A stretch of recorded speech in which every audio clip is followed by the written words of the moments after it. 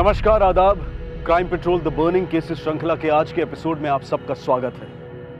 बलात्कार शायद एकमात्र ऐसा अपराध है जहां अपराधी से ज्यादा पीड़ित पर सवाल उठाए जाते हैं। उसका चाल चलन, उसका चरित्र, उसके कपड़े, उसका पहनावा, हर चीज माइक्रोस्कोप के नीचे आ जाती है। समाज का हर पक्ष उस एक हादसे के लिए उस महिला पर बार बार प्रहार करता है जैसे कि सारी गलती उसी की हो। उसकी प्रतिष्ठा को तार तार कर देता है, उसके आत्मविश्वास को चीर देता है, हर कदम पर उसके साथ भेदभाव करता है, उसके जख्मों को कुरेदता है, उसकी हिम्मत को पस्त कर देता है। इसीलिए भारतीय कानून के तहत किसी भी बलात्कार की पीड़ित लड़की की पहचान उसकी इजाजत के बगैर जग जाहिर करना एक जुर्म है। लेकिन हमारी आज की कहानी एक ऐसी महिला की है जिसने कानून द्वारा दी गई इस ढाल को अपनी इच्छा से त्याग दिया। इस देश के इतिहास में पहली बार बलात्कार की पीड़ित एक महिला अपनी इच्छा से मीडिया के सामने आई और उसने पूरी दुनिया को बेझिझक बताया कि उसके साथ क्या हुआ। उसने इस समाज से पूछा कि मैं अपनी पहचान क्यों छुपाऊं जब मेरी कोई गलती नहीं है। मैं ऐसी किसी बात के लिए क्यों शर्मिंदा हूं जो मेरी करतूत ना हो। अत्याचार मुझ पर हुआ है, यातनाएं मुझे मिली हैं, बलात्कार मेरा हुआ है, तो फिर मैं क्यों एक गुनहगार की तरह से अपनी पहचान छुपाती फिरूं। जी हां, मेरा नाम सुजैन जोन्स है और मैं लड़ रही हूं और लड़ती रहूंगी। आखिर कितने लोगों में हिम्मत होती है अपने सबसे घिनौने लम्हे को पूरी दुनिया के सामने लाकर रखने की।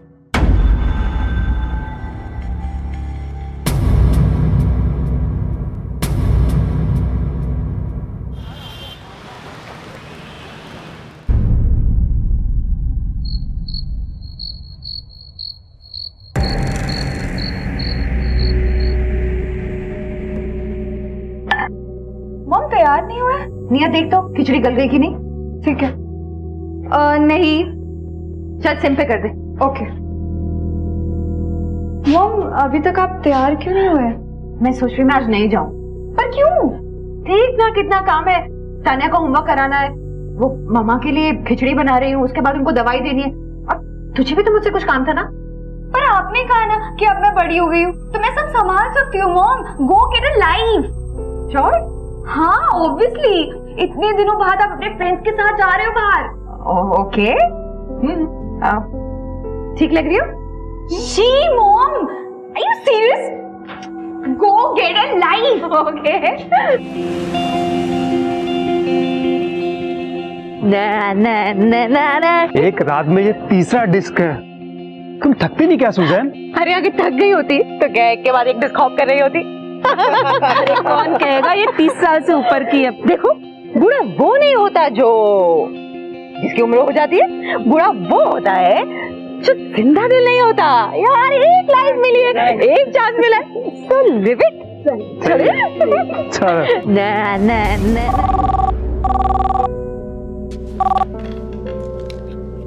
हेलो, अच्छा सुन ना, वो तानिया का होमवर्क एक बार चेक कर लेना।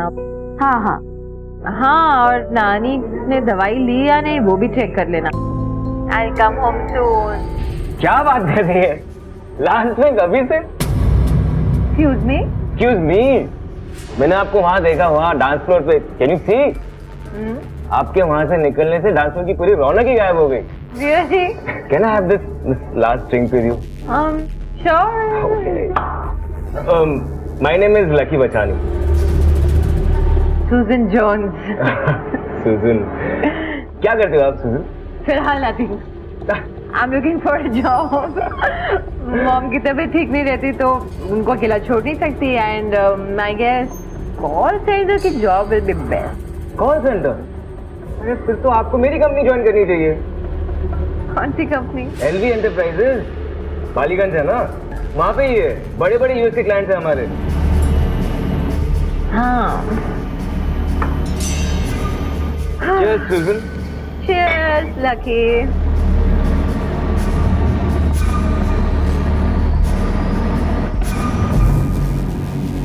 चल लकी। अरे अरफत, शौकत, माय फ्रेंड्स, ये सुजन। हाय। हाय। आई शुड लीव, मुझे देर हो रही है। अरे अरे हम भी निकल ही रहे। We'll drop you। Take it easy, I take a cab. मैं अपने आप मैनेज कर लूँ। I'll drop you to the cab। Okay.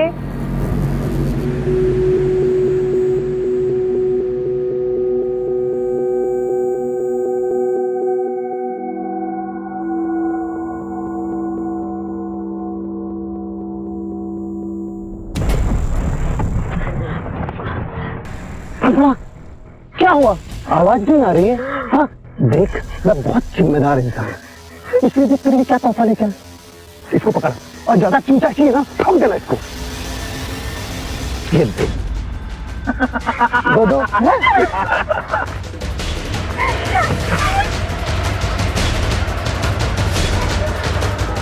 मान जाना, अरे मान जा।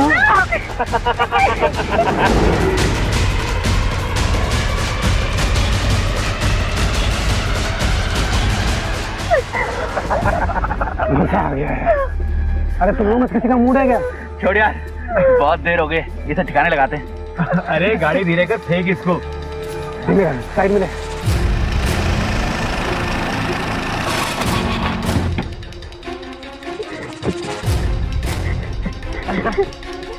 चल।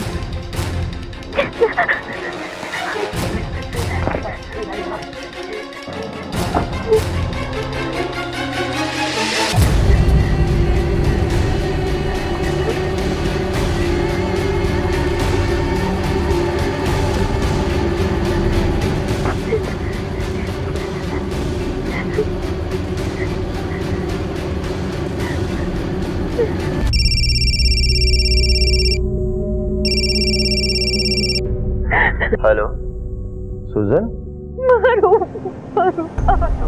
सुजन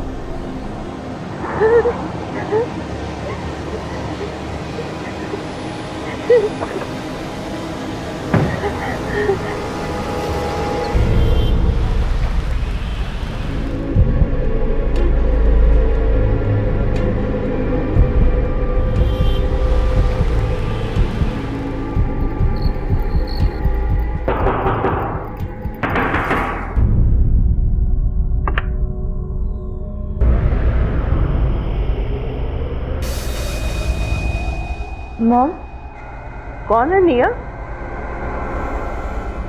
सुजैन, क्या हुआ बच्ची को? क्या हुआ सुजन? जिद करने लगी। मैं तो नहीं जानना चाहती थी। तो बोली क्या हुआ है?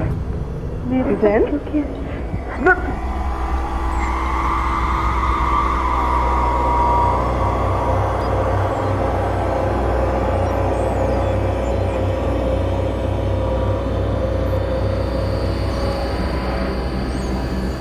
क्या हुआ है अंकल? अंकल क्या हुआ है मॉम के साथ? उनके साथ कुछ लोगों ने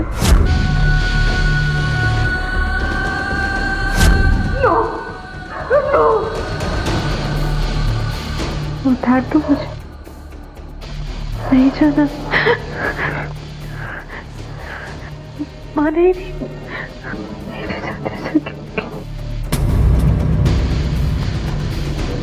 मैं ही क्यों, मेरे साथ ही उन्होंने ऐसा क्यों किया? ये सवाल अब सुजैन को जिंदगी भर सताएंगे। वो यातना, वो हादसा एक रात का था, लेकिन उसका प्रभाव, उसकी वेदना उम्र भर की थी। जो घाव पहले शारीरिक थे, उसके निशान उसके जहन पर एक अरसे तक रहेंगे। हादसे के 2 दिन बाद भी सुजैन ऐसे असहनीय दर्द से गुजर रही थी कि वो अपने आप बिस्तर से उठने की भी हालत में नहीं थी। और ऐसे में उसकी बड़ी बेटी निया उसका सहारा बनी।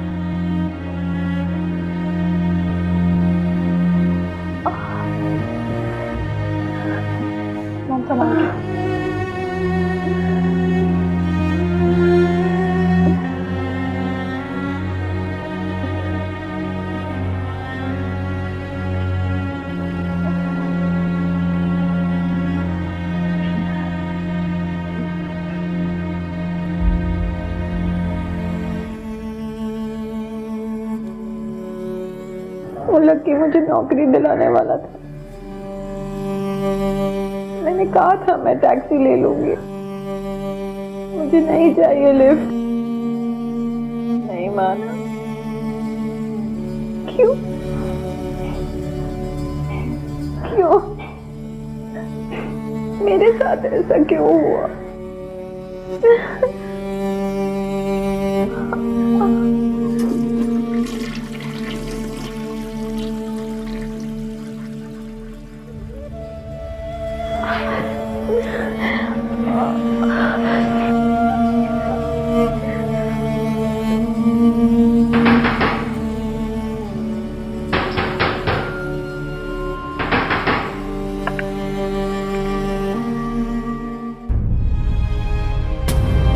पापा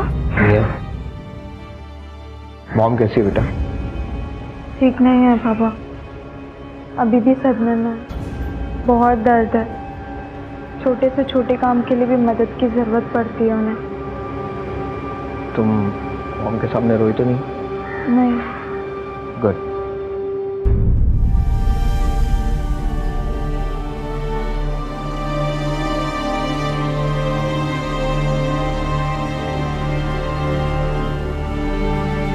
सुजैन,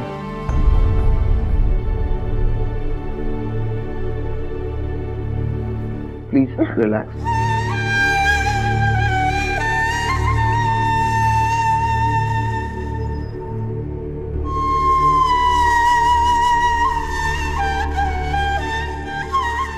सुजैन का पूर्व पति नहीं बल्कि उसकी पूर्व सास, उसके माता पिता, उसके चाचा चाची और खुद उसकी बेटियां एकजुट होकर उसकी हिम्मत बढ़ाने के लिए उसके साथ मिलकर खड़े हो गए और साथ ही मिलकर यह भी तय किया कि अब उसका अगला कदम क्या होना चाहिए।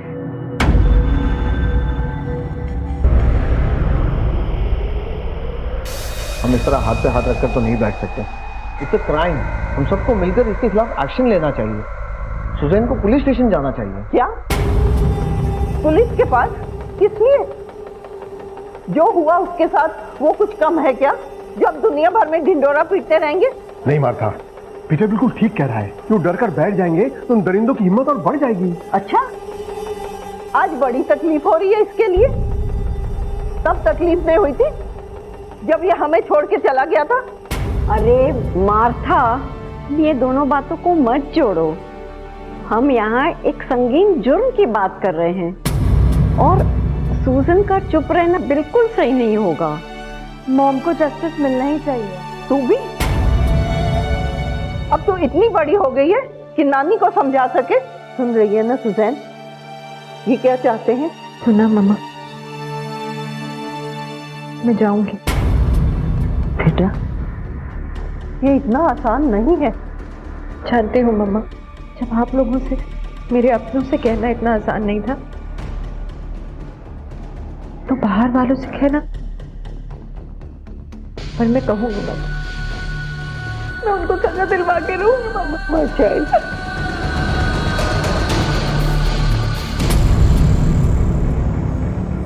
अरे साहब, FIR लिखवानी है। विक्टिम कौन है? जी है। हाँ तो तुम अंदर जाओ, बाकी सब लोग इधर बाहर वेट करो। चलो। ठीक है। FIR दर्ज कराना है। केस क्या है? रेप। विक्टिम कहाँ है? जी, मैं हूँ। आप बैठिए।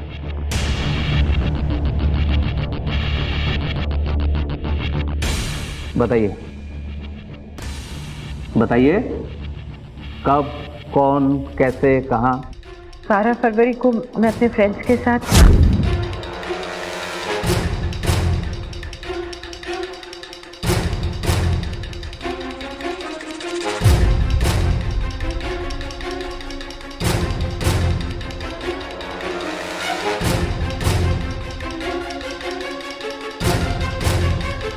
बस हो गया?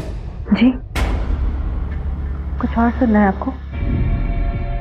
बहुत कुछ सुनना है।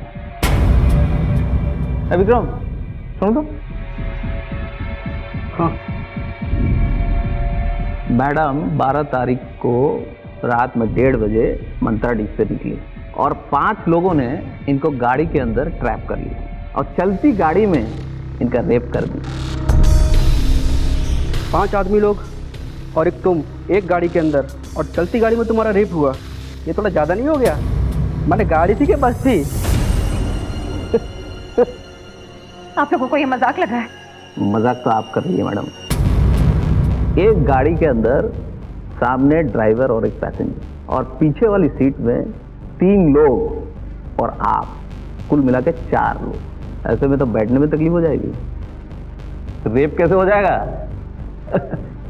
मैडम आप जरा वो ड्रॉ करके बता सकती है क्या कि एक्चुअल पोजीशन क्या था, ताकि हमें समझने में आसानी हो जाए। प्लीज बस कीजिए आप लोग। आप मेरी FIR दर्ज करेंगे या नहीं? पुलिस वालों को आंखें मत दिखा, समझ गए? अधेड़ उम्र की औरत घर बार छोड़ के रात को 1:30 बजे मंत्रा डिश में दारू पीकर भजन कीर्तन तो नहीं करने गए थे ना? हैं? बस कीजिए आप लोग। मैं यहाँ एक रेप केस रिपोर्ट करने आई थी और जब से आई हूँ आप मेरे ही कैरेक्टर पर लगातार इल्जाम लगा रहे हैं। उन 5 लड़कों के बारे में अभी तक कोई सवाल नहीं किया आपने। मैंने कहा था पुलिस के पास मत जाओ, अब क्या करेगी? जवाब दूंगी।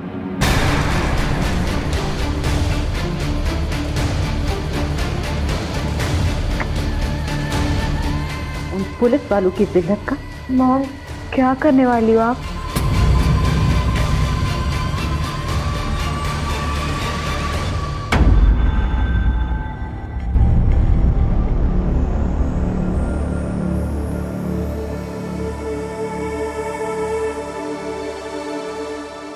सुजैन, हम लाइव जा रहे हैं, तुम बोल पाओगी ना?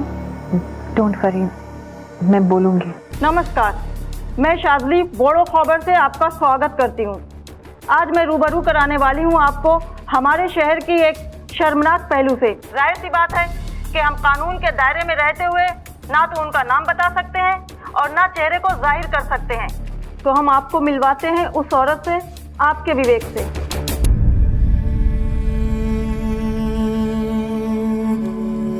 नमस्कार। इससे पहले मैं ये बताऊं कि मेरे साथ क्या हुआ, मैं आप सबको अपने बारे में कुछ बताना चाहूंगी। मेरी उम्र 37 साल है। मैं एक डिवोर्सी, एक सिंगल मदर हूँ। मेरी 2 बेटियां हैं। मैं पब्स और डिस्क में जाती हूँ। 12 तारीख की रात को एक डिस्क से लौटते वक्त 5 आदमियों ने मुझे अपनी गाड़ी में कैद कर लिया और बंदूक की नोक पे मेरे साथ बलात्कार हुआ। जब मैं FIR लॉन्च करवाने गई तो वहां स्टेशन ऑफिसर्स ने मेरे चरित्र के साथ बलात्कार शुरू कर दिया। वो पहले से ही मान बैठे थे कि मैं एक बदचलन औरत हूं जो कि बलात्कारियों पर झूठा इल्जाम लगा रही है। मेरी कंप्लेंट तो उन्होंने बन मार के लिख ली, लेकिन मुझ पे तहकीकात पहले से ही शुरू कर दी।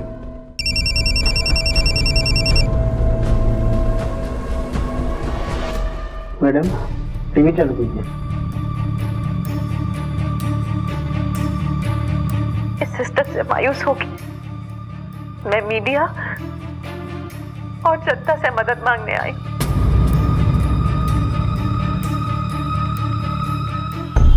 मैम, कैमेक्स स्ट्रीट रेप विक्टिम के बारे में आपका क्या कहना है? मैम, क्या आपका प्रशासन उन पुलिस अधिकारियों के खिलाफ कोई एक्शन लेगा?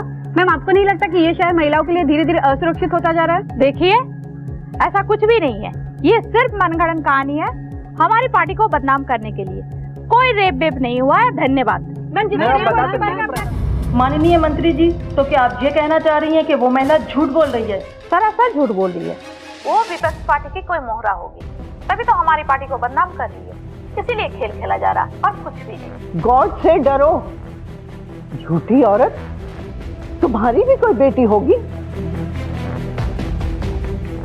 बोलने दो मामा, इनका ये झूठ ही अब मेरी ताकत बनी।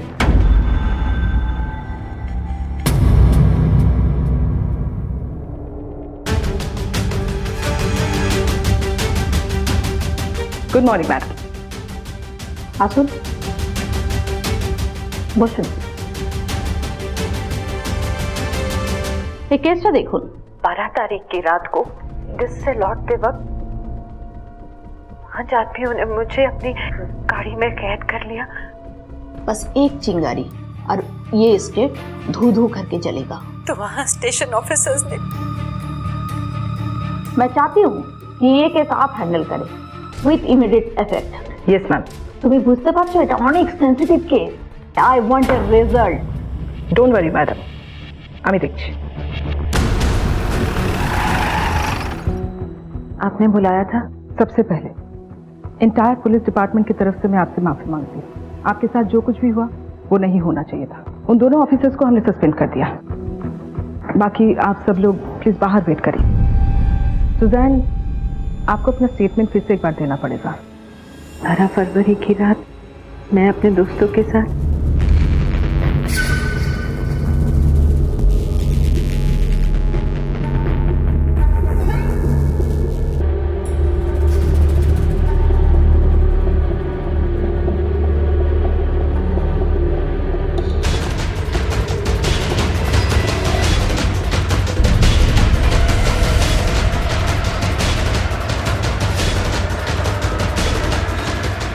एक और आदमी ने मेरे हाथ पकड़ लिए और शौकत ने बंदूक दिखाकर मेरे साथ बलात्कार किया और उसके बाद छोटी गाड़ी से। अरे गाड़ी धीरे कर, फेंक इसको।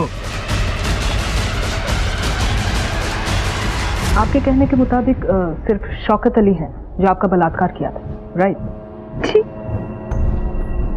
लेकिन इसका मतलब ये नहीं है कि बाकी लोग बेगुनाह हैं। नहीं, बिल्कुल नहीं। सुजैन, अभी ये केस मैं हैंडल कर रही हूँ और सच्चाई का पता मैं लगा कर रहूंगी। You don't worry. फिलहाल आज शाम को आपको मेडिकल टेस्ट के लिए जाना पड़ेगा, BH जनरल हॉस्पिटल। ओके, मैं जाऊंगी।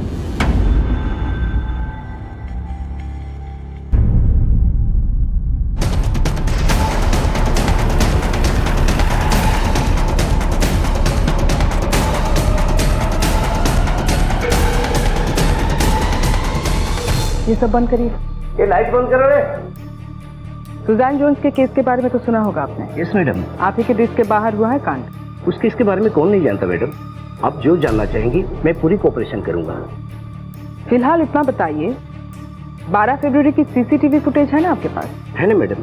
और CCTV कैमराज सिर्फ डिस्क के अंदर ही है या बाहर पार्किंग लॉट में भी है? पार्किंग लॉट में भी है मैडम। 12 फरवरी की सारी फुटेज मुझे लाल बाजार में चाहिए, मेरे ऑफिस में।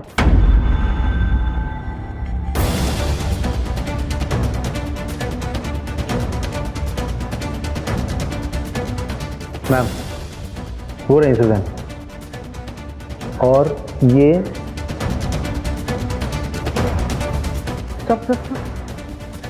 ये नंबर प्लेट पर जूम करो। Note it down. इस गाड़ी की डिटेल चाहिए मुझे। Yes ma'am. मैम, कल मैंने मंत्रा डिस्क के पार्किंग वालों से भी बात की थी। उन लोगों ने मुझे एक होंडा सिटी गाड़ी के बारे में बताया था। अजीब तो था साहब, एक गाड़ी में 6 लोग बैठे थे। इसका मतलब सुजान की कहानी का पहला भाग सच्चाई से मेल खा रहा है, क्यों? Right ma'am. और बाकी इस गाड़ी के डिटेल से कई राज खुलने वाले हैं। तो फिर पता करो। मैम,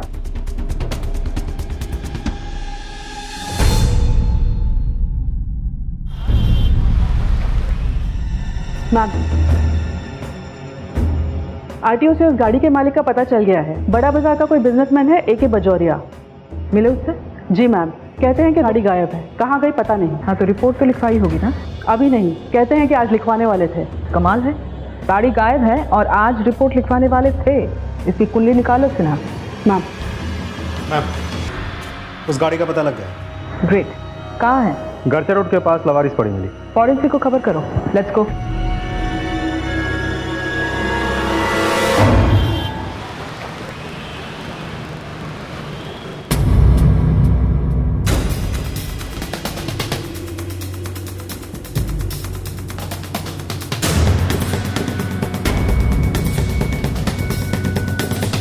ये देखिए,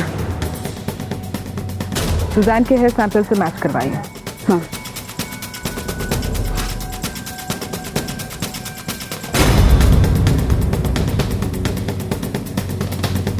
ईयररिंग। ये तो मेरा ईयररिंग है। सिन्हा, मिस्टर बजौरिया के बारे में और कुछ पता चला? जी मैम, खानदानी बिजनेसमैन है। घर में बीवी और एक बेटा है, अमित बजौरिया। अपने बाप के बिजनेस में उनकी मदद करता है।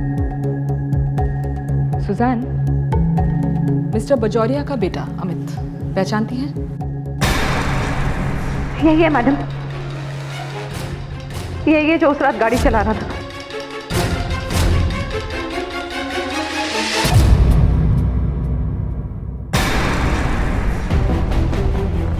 आइए सर। मेरी गाड़ी का कुछ पता चला? जी हाँ, आपकी गाड़ी के बारे में तो पता चल गया है, लेकिन यहाँ हम आपके बेटे के बारे में पता लगाने आए हैं। वो तो ऑस्ट्रेलिया में है। अच्छा, कोई बात नहीं, उसका ऑस्ट्रेलिया वाला नंबर दे दीजिए। नंबर? छोड़ी जाने दीजिए, कोई बात नहीं, हमें इंडिया का नंबर दे दीजिए। वो वाला नहीं जो बंद है, वो वाला नंबर दीजिए जो प्राइवेट है। मैम, गुड न्यूज़, अमित पजोरिया का फोन ट्रैक हो गया। कहाँ है वो? दीघा। हमारी एक टीम उसे पकड़ने के लिए निकल चुकी है, शाम तक वो हमारी हिरासत में होगा मैम। ब्रिलियंट। एक बार ये अमित बजोरिया हमारे हाथ लग जाए ना, फिर बाकियों को भी एक एक कर उनके दिल से खोद निकालेंगे। उसी ने हमें स्माइल करके लाइन दी थी। पाल, हाँ बोल। उस रात मैं ही कार चला रहा था, पर मैंने रेप नहीं किया। हाँ जानती हूँ, तेरे साथ उस दिन जो लोग थे तेरे साथी, सबका नाम, पता और फोन नंबर अभी के अभी चाहिए मुझे। उस मेरे साथ कमाल खान था, फिर निसार खान था, उसका भाई रहमान और मोहम्मद आलम था। 1 घंटा देती हूँ पाल, सभी के सभी कस्टडी में चाहिए मुझे। मैम,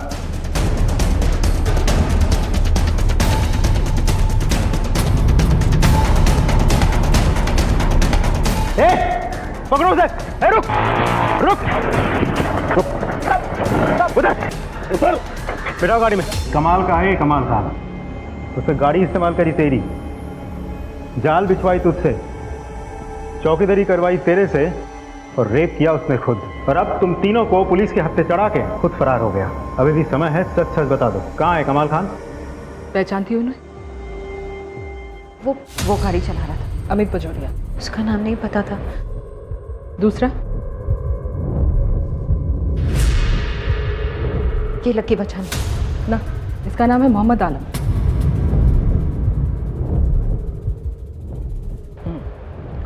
आगे? वो अराफत। ना, फिर से गलत। वो रहमान है। सुजैन, इन लोगों ने तुमसे गलत नाम बताए थे ताकि इन तक पहुंचना मुश्किल हो जाए। वो शख्स जिसने अपना नाम शौकत अली बताया था, जिसने तुम्हारा रेप किया, उसका असली नाम है कमाल खान, और 5वां है निसार खान। वो दोनों अभी तक फरार हैं, पर बहुत जल्द हम उन्हें पकड़ लेंगे ना, घबराओ मत। हमारे पास उनके असली नाम है, चार्जशीट फाइल करके उनके खिलाफ केस चलाया जा सकता है। सुजैन जोन्स, इंसाफ की तरफ बहुत बड़ा कदम उठाने जा रही हो। मेरी कॉन्ग्रेचुलेशंस।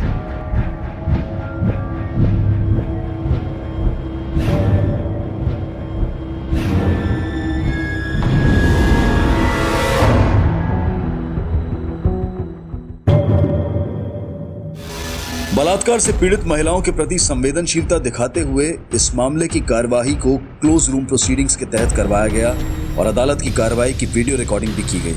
यही नहीं, पीड़िता प्रभावित ना हो इसलिए आरोपियों को भी सुजैन से दूर रखा गया। मिस सुजैन, आप काम क्या करती हैं? फिलहाल काम की तलाश। सॉरी, आपने अपने केस में बताया था कि आपने मेरे क्लाइंट से कहा था कि आप रात में काम करना चाहती हैं। मेरे क्लाइंट ने आपको कुछ ऑफर किया था? कॉल सेंटर की जॉब की बात हुई थी। Miss Suzanne, are you sure कि कोई डील नहीं हुई थी? क्या मतलब? मतलब मैं समझा पाऊं। योर ऑनर, मिस सुजैन मेरे क्लाइंट से उसी रात को मिली थी। इनके बीच एक डील हुई और उसी रात को ये 5 लड़कों के साथ कार में जाने को तैयार हो गई। और इसका सबसे बड़ा सबूत है ये मेडिकल रिपोर्ट, जिसके मुताबिक रेप तो हुआ ही नहीं है। ऑब्जेक्शन योर ऑनर, रिपोर्ट के मुताबिक सीमेंट ट्रेसेस नहीं मिले हैं। इसका मतलब यह नहीं हुआ कि बलात्कार नहीं हुआ है। योर ऑनर, उस रिपोर्ट में यह भी लिखा गया है कि मेरे क्लाइंट के गुप्तांगों में चोट के निशान है, जिसका मतलब यह होता है कि इनके साथ जबरदस्ती तो हुई है। ऐसी क्या जबरदस्ती हुई होगी बर्मन साहब की सीमन के निशान भी नहीं है? मैं बताती हूँ। सीमन के ट्रेसेस इसीलिए नहीं मिले, कमाल खान ने कॉन्डम यूज किया था। एक नहीं, दो। That's it, Your Honor. इसका मतलब यह हुआ कि मेडिकल रिपोर्ट्स इनकंक्लूसिव हैं, लेकिन हम उन संभावनाओं को नजरअंदाज नहीं कर सकते कि बलात्कार नहीं हुआ है। ये अदालत केस की अगली तारीख तक मुलतवी की जाती है। ये केस एक फास्ट ट्रैक केस था और मीडिया की मेहरबानी से काफी वक्त तक सुर्खियों में रहा और देश भर में चर्चा का ज्वलंत विषय बना रहा। लेकिन इस सब के बावजूद ये केस बहुत धीमी गति से आगे बढ़ रहा था। बाहर सुजैन के लिए परिस्थितियां काफी मुश्किल होती जा रही थी। केस लड़ने के लिए तो एक एनजीओ का सहारा मिल गया था, लेकिन घर चलाना मुश्किल हो रहा था। जमा पूंजी खत्म हो रही थी। सुजैन को एक नौकरी की सख्त जरूरत थी। निया, आज आने में इतनी देर कर दी बेटा? सॉरी मॉम, लौटते वक्त रास्ते में जैस्मिन आंटी से ट्यूशन की बात करने गई थी। ट्यूशन? तुम तो इतनी ब्राइट स्टूडेंट हो, तुम्हें ट्यूशन की क्या जरूरत है? नहीं, मैं ट्यूशन लेने के लिए नहीं, मैं ट्यूशन देने की बात कर रही हूँ। थोड़े पैसे आ जाएंगे तो आपकी भी हेल्प हो जाएगी। डोंट वरी बेटा, मैं भी जॉब सर्च कर रहा हूँ। Everything will be fine, don't worry. No dad, मेरे होते हुए आप दोनों को काम करने की कोई जरूरत नहीं है। वैसे भी मुझे एक जॉब इंटरव्यू के लिए कॉल आया है। ये जॉब तो मैं लेकर ही रहूंगी। देखना, सब ठीक हो जाएगा।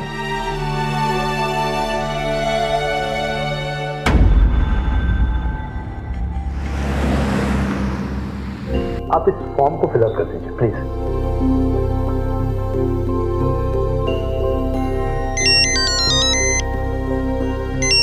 Excuse me. हेलो, जानते हैं कौन है? Thank you.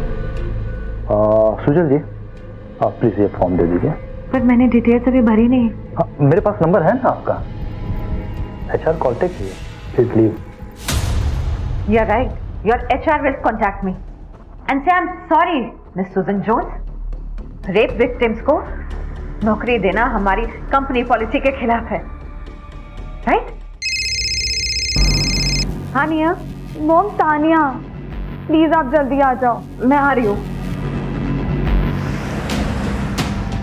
क्या हुआ बेटा? हाँ, तो ये चोट कैसे लगी? हाँ, मैं भी दवाई लेकर आती हूँ। मॉम, आपके साथ रेप हुआ था ना?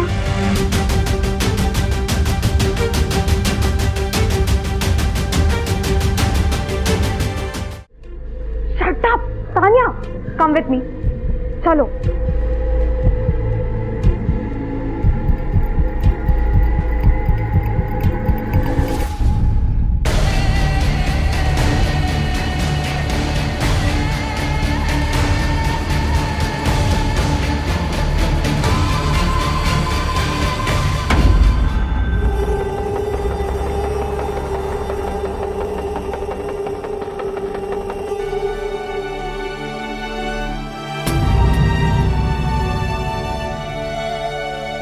मॉम, हम हार नहीं मानेंगे, हम लड़ेंगे, आखिरी दम तक लड़ेंगे।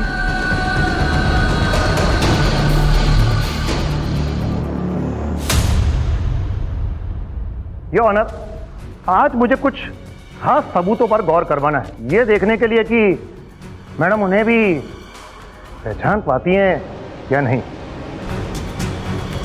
तो मिस सुजैन, जरा इसको देखकर बताइए, क्या ये वही अंडरगारमेंट्स है? Objection your honour. ये क्या तरीका है? ये क्या तरीका है सवाल पूछने का? कम ऑन बर्मन साहब, ये पर्सनल वियर है, मैं इसे कैसे हाथ लगा सकता हूं? और रही बात एग्जिबिट की ऑनर, तो ये मिस सुजैन के सेडक्टिव गारमेंट्स ही बता रहे हैं इनकी मंशा क्या रही होगी। मिस्टर डिफेंस लॉयर, कोर्ट ये चाहती है कि आप इस एग्जिबिट को कोर्ट में जमा करवाएं और लिखित रूप में एक्सप्लेन करें कि ऐसे हथकंडे अपनाकर केस को क्या फायदा होने वाला है। The court is adjourned for the next hearing. Suzanne की हिम्मत धीरे धीरे टूट रही थी। केस शुरू हुए 1 साल से ऊपर हो चुका था, लेकिन अब भी दिशाहीन ही चल रहा था और ना ही इस केस के मुख्य आरोपी कमाल खान और उसके भाई निसार खान की कोई खबर मिल पाई थी। लेकिन कुछ ही महीनों बाद एक ऐसा हादसा हुआ जिसने सुजैन को झकझोर कर रख दिया। एक और बलात्कार, कोलकाता के ही पास एक स्टूडेंट का बलात्कार और कत्ल। और इस हादसे के बाद सुजैन ने एक ऐसा क्रांतिकारी कदम उठाया जो शायद ही किसी रेप विक्टिम ने उठाने की हिम्मत की हो।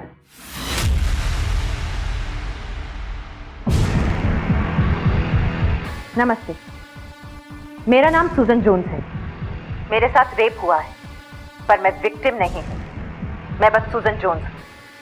मैं बड़े गर्व के साथ दुनिया को बता रही हूँ कि मैं सुजन जोन्स हूँ, क्योंकि मैं एक मुजरिम की तरह गुमनामी के अंधेरों में नहीं जीना चाहती। यह अंधेरा उन मुजरिमों को, उन बलात्कारियों को मिलना चाहिए, ना कि हमें जिनके साथ ये जुर्म हुआ है। मैं अपना नाम इसलिए बता रही हूँ क्योंकि मुझे आपकी हमदर्दी नहीं चाहिए, आपका शक, आपके आरोप नहीं चाहिए। मुझे सिर्फ अपनी आजादी चाहिए। मैं सिर्फ और सिर्फ सुजन जोन्स हूँ। मेरे साथ रेप हुआ है, पर मैं विक्टिम नहीं हूँ। नमस्ते।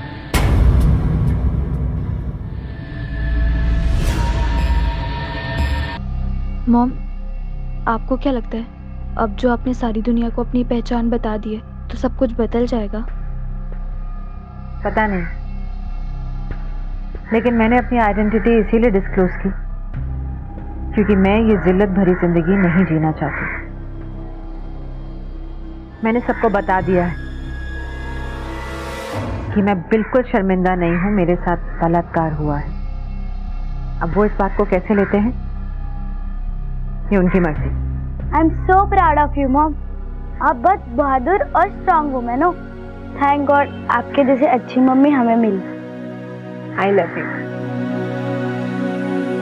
अच्छा, हम लोग बहुत दिनों से बाहर नहीं गए एक साथ। कितना अच्छा लग रहा है ना इतने दिन बाद बाहर आके। Thank you. जल्दी देख के बताओ, बहुत भूख लगी है। मॉम मैं ग्रिल वेजिटेबल सूप पीऊंगी। ओके, और तुम तान्या? Mom ice cream. बस बेटा मैं खाऊंगी चिकन सूप। मैनेजर साहब, किसी वेटर को भेज दीजिए, ऑर्डर देना है। सॉरी मैम, हम आपको सर्व नहीं कर सकते। Why? हमारा फैमिली रेस्टोरेंट है, रेपुटेशन का सवाल है। I don't believe this. You mean आप मुझे इसलिए सर्व नहीं कर सकते क्योंकि मैं सुजन जोन्स हूँ?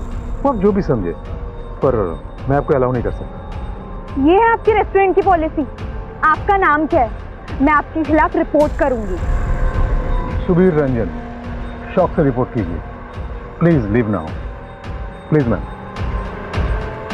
मोम पर सुजैन के साथ हुए इस भेदभाव ने सुजैन को और दृढ़ बना दिया, उसे एक मकसद दे दिया। अब सुजैन अपने ही जैसी बलात्कार और उससे उभरने वाली सामाजिक परेशानियों से पीड़ित लड़कियों और महिलाओं के अधिकारों के लिए लड़ने वाली एक धर्म योद्धा बन गई। अब सुजैन की जिंदगी इन्हीं पीड़ितों के बीच गुजरने लगी, जिनकी आवाज ये समाज सुनकर भी अनसुनी करने की कोशिश कर रहा था। कहा था ना तुझे शाम को घर से बाहर मत निकल, मगर नहीं मानी। अरे इज्जत लुटवा कर आ गई। पर बाबा, मैं तो सही लोग के साथ खेलने गए थे। क्यों गई तू बाहर? क्यों गई थी बाहर तू?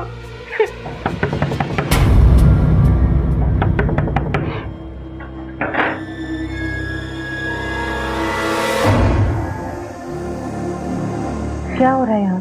क्यों मार रहे हैं ऐसे? बोला था शाम को घर से बाहर मत निकलना, पर मेरी बात नहीं मानी। अरे बलात्कार हुआ इसका। तो इसमें इसकी क्या गलती है? क्या उम्र है इसकी? अरे पूरे 15 साल की हो गई है। 15? आपकी पत्नी और मेरी उम्र शायद एक ही है। अगर मेरे साथ बलात्कार हो सकता है तो आपकी पत्नी के साथ भी हो सकता है। बात उम्र की नहीं है और ना ही लड़की की गलती। बलात्कारियों को तो सिर्फ जिस्म दिखता है, वो चाहे आपकी 15 साल की बेटी हो, 37 की मैं, 70 की बुजुर्ग या फिर 8 महीने की बच्ची। बलात्कारी तो किसी को भी अपना निशाना बना सकते हैं, लेकिन ये बात आप लोगों को समझ क्यों नहीं? दीदी दीदी दीदी क्या हुआ? दीदी दीदी, अरे उनको क्या हो गया? I am sorry mister John, खबर अच्छी नहीं है। जिस बीमारी से वो गुजर रही है उसे दिमागी बुखार कहते हैं, और जो उसकी कंडीशन है उसे देखकर लगता है कि उसके पास समय बहुत कम है।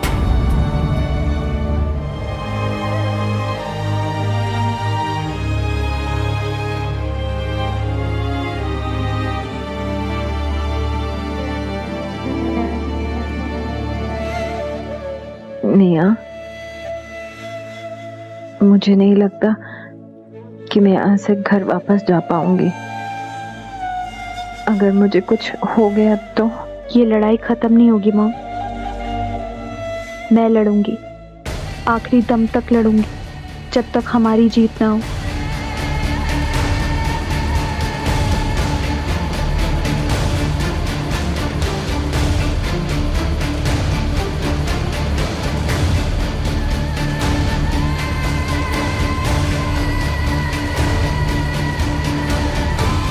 ये केस पूरे 4 साल तक चला और सुजैन के गुजर जाने के कुछ 8 महीने बाद अदालत ने इस मामले पर अपना फैसला सुनाया।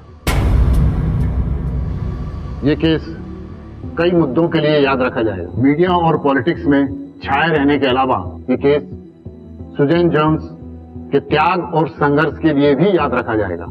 इस केस में अपना फैसला सुनाने से पहले मैं कुछ अहम बातों पर गौर करना चाहूंगा। इस केस को गौर से देखने पर यह जाहिर होता है कि ये एक सामान्य रेप केस नहीं है, जहां कुछ वहशी दरिंदों ने अपनी हवस की प्यास मिटाने के लिए किसी लड़की का बलात्कार किया हो, बल्कि ये एक सोची समझी प्री प्लान्ड साजिश थी।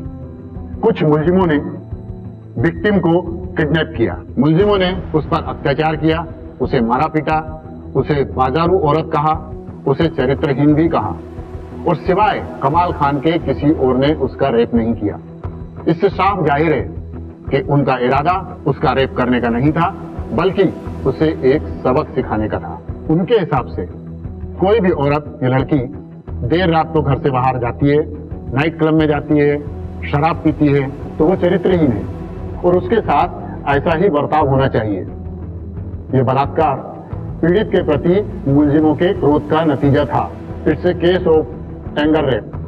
सारे गवाहों और सबूतों को मद्देनजर रखते हुए ये अदालत मोहम्मद आलम, अमित बिजोरिया, रहमान खान, कमाल खान और निसार खान को 10-10 साल की कैद बामशक्कत की सजा सुनाती है।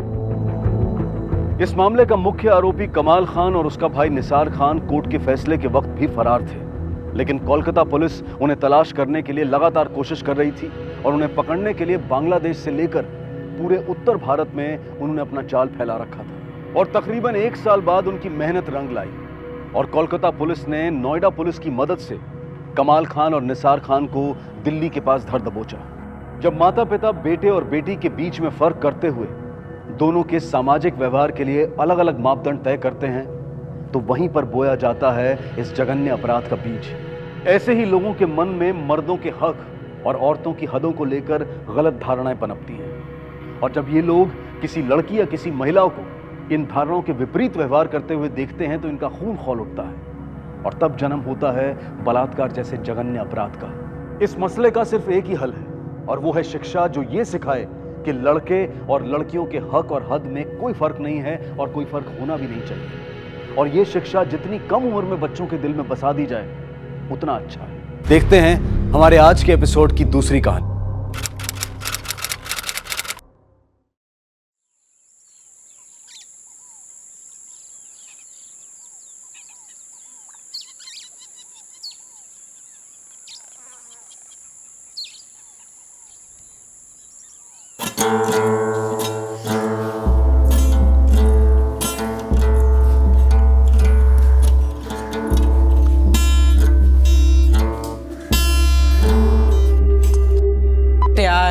ये तार फिर से टूट गया। आई नो संजीव, माना ये तेरा फर्स्ट परफॉर्मेंस है, लेकिन लास्ट नहीं। बिल्कुल ठीक। Keep it up, keep it up. हाँ बेटा, एकदम शांत होकर कामली परफॉर्म करना और आज परफॉर्मेंस के वक्त तार टूटना नहीं चाहिए। संजीव सचू। हेलो, नमस्ते, अस्सलाम वालेकुम, सत श्री अकाल। मैं संगीता भाटिया आप सबका स्वागत करती हूँ। आज मैं आपको एक ऐसे बेहतरीन सिंगर से मिलाने वाली हूँ, उसका नाम है संजीव भाटिया। वैसे तो संजीव भाटिया बहुत ही अच्छे सिंगर है, बहुत अच्छा गाना गाते हैं, रोमांटिक सॉन्ग तो बहुत ही अच्छा गाते हैं, लेकिन इन रियल लाइफ ये लड़कियों से बात करने से शर्माते हैं। दीदी, पापा देखो ना, दीदी मुझे हमेशा चिढ़ाती रहती है। Oh, you are a loser. हाँ, no, don't say like this. ये लूजर नहीं है, ये हमारा बॉक्सिंग चैंपियन है। वो देखो इसके मेडल्स। और हमारा ये बॉक्सिंग चैंपियन अब सिंगिंग चैंपियन बनेगा। यस और no? Yes papa. I no पापा, लेकिन ये हर चीज में मेरी हेल्प लेते रहता है। अरे तुम्हारा छोटा भाई है ना, तुमसे नहीं तो और किससे पूछेगा? और दीदी, मैं आपसे सब कुछ पूछता हूँ, इसका मतलब ये नहीं कि मुझे कुछ नहीं आता। अच्छा, तो तुझे वानी में रिकमेंड किसने करवाया था? आपने। लेकिन अच्छा ऑडिशन तो मैंने दिया ना, इसलिए तो मैं शॉर्टलिस्ट हुआ। और हाँ, अभी ना मैं बहुत ही जल्दी एक बड़ा पॉप स्टार बनने वाला हूँ। ओह माय पॉप स्टार, तू ना एक 5 फुट 6 इंच का एक गोरिल्ला है। ना ना, गोरिल्ला नहीं, तू ना एक भालू है। अच्छा, मैं भालू? तो आप ना दीदी एक 5 फुट 2 इंच की लोमड़ी हो। नहीं नहीं, चिपकली। हाँ, तूने मुझे छिपकली कहा? तो आपने मुझे भालू बोला। अरे तुम दोनों रिलैक्स रिलैक्स, तुम लोग अपनी एनर्जी लड़ाई झगड़े में वेस्ट मत करो। आज रात को तुम्हारा प्रोग्राम है, उस पर कंसंट्रेट करो। ओके ओके पापा। मैं रात को घर आकर तुम्हारा प्रोग्राम सुनूंगा और उसके बाद तुम्हें लेने रेडियो स्टेशन भी आऊंगा। ध्यान से जाना। Best of luck. Thank you पापा। थैंक यू पापा। Bye bye.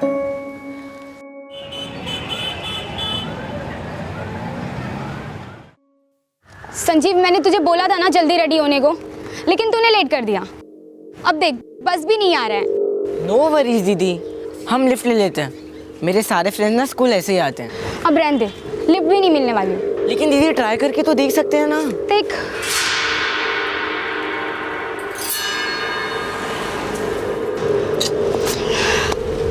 Bad luck.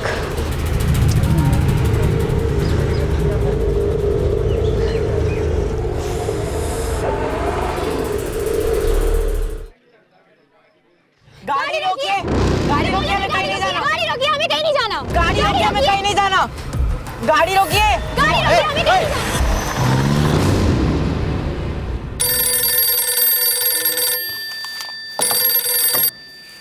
Hello जी, मैं बाबा खड़क सिंह मार्ग से बोल रहा हूँ। मैंने अभी अभी ग्रे कलर की गाड़ी में 2 बच्चों को देखा है।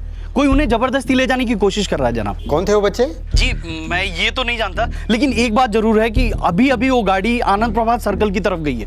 आपने गाड़ी का नंबर नोट किया? जी, HRK MRK 3930। 3930, ठीक है, हम पता करते हैं।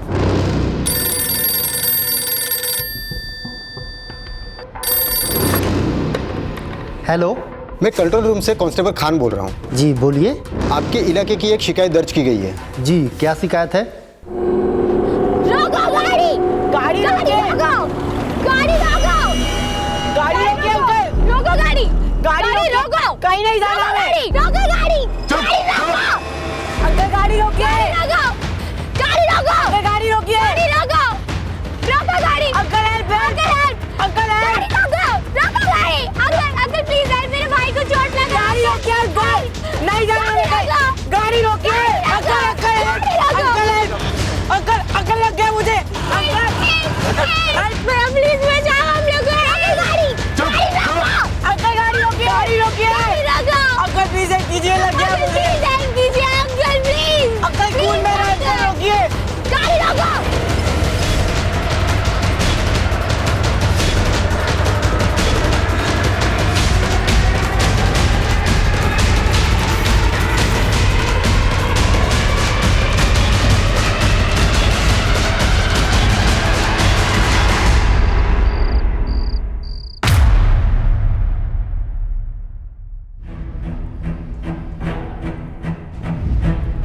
जनाब, ग्रे कलर की गाड़ी थी, शंकर रोड से राजेंद्र नगर की तरफ आ रही। उसमें एक मुंडा और एक कुड़ी थे।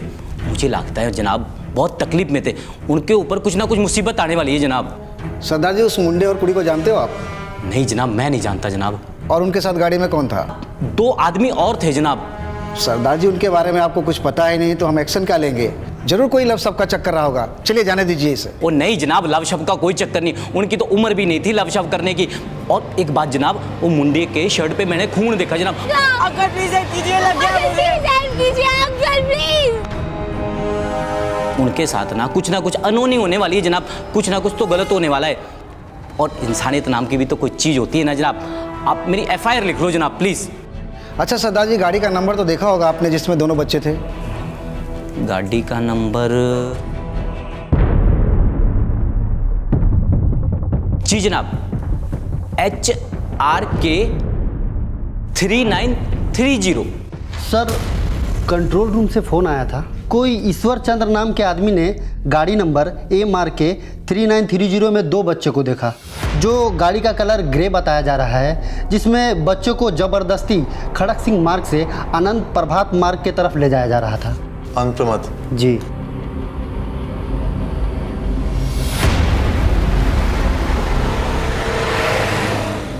अगस्त 1978 की शाम को navy officer captain Raman Bhatia की बेटी संगीता भाटिया और बेटे संजीव भाटिया ने दिल्ली कैंट बस स्टैंड से एक अनजान आदमी से लिफ्ट ली थी। लेकिन उसके 1 घंटे के बाद तकरीबन 7 बजे वो जिस मनोदशा से गुजर रहे थे उसका अंदाजा लगा पाना आसान नहीं होगा। पर आगे उनके साथ क्या होने वाला था ये तब भी रहस्य बना हुआ था। लेकिन उनके साथ घटी उस घटना के 2 आई विटनेसेस में से एक कुलजीत की एफआईआर झंडेवाला पुलिस स्टेशन में अभी सिर्फ लिखी ही गई थी।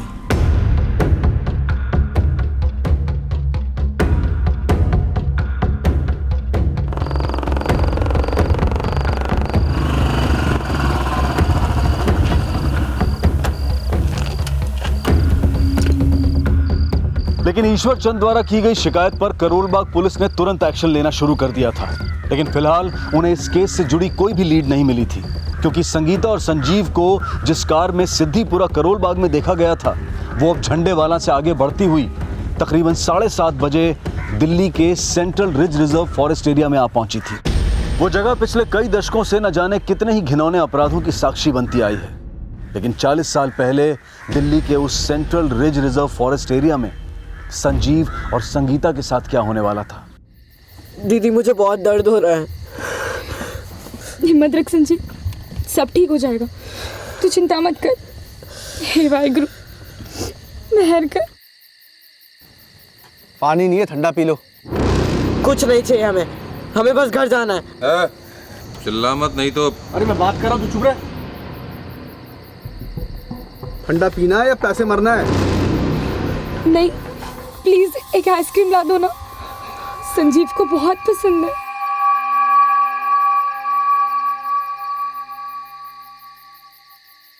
लो खाओ, चलो। नहीं चाहिए। ले ले, ले ले, ले।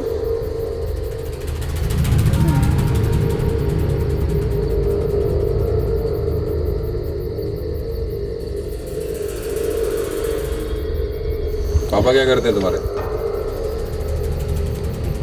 नेवी ऑफिसर है, उन्हें पता लगा ना तो छोड़ेंगे नहीं तुम्हें।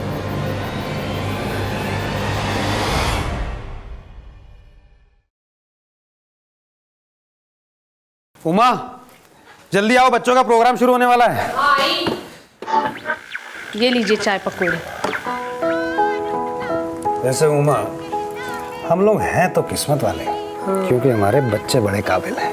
हाँ, संगीता तो पहले से ही होस्ट कर रही है और आज संजू भी पहली बार गाना गाने वाला है। हेलो, नमस्कार, सलाम एंड सत श्री अकाल।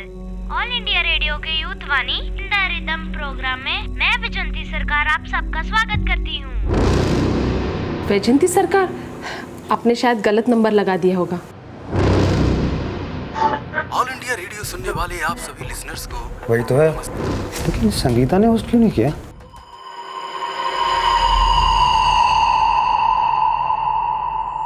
संजीव, संजीव, संजीव, संजीव। मैं भी आपके साथ चलती हूँ। नहीं, तुम यहीं रुको, शायद संजीव का गाना आ जाए। टेंशन मत लो, कुछ हुआ होगा शायद जिसकी वजह से संगीता ने होस्ट नहीं किया। तुम यहीं रुको, मैं अभी उनको लेकर आया हूँ। इस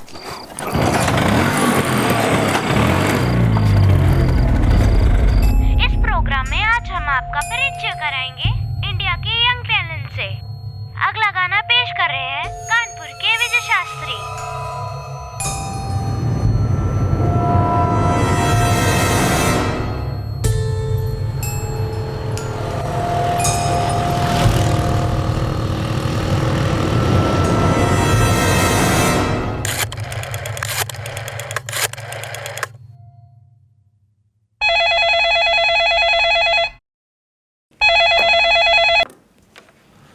हेलो जी, मैं राजेंद्र नगर पुलिस स्टेशन से अजय शर्मा बोल रहा हूँ।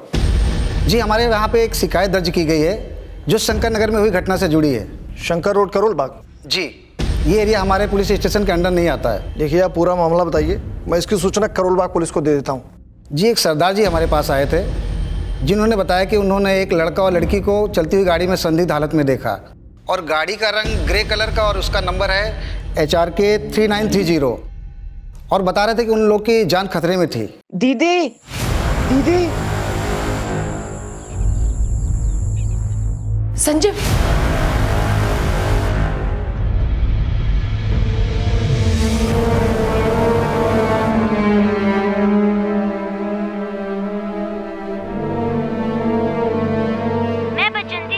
अब आपका परिचय आज के आखिरी सिंगर से करवा रही हूँ, जिसका नाम है रचिता शर्मा फ्रॉम ओल्ड दिल्ली।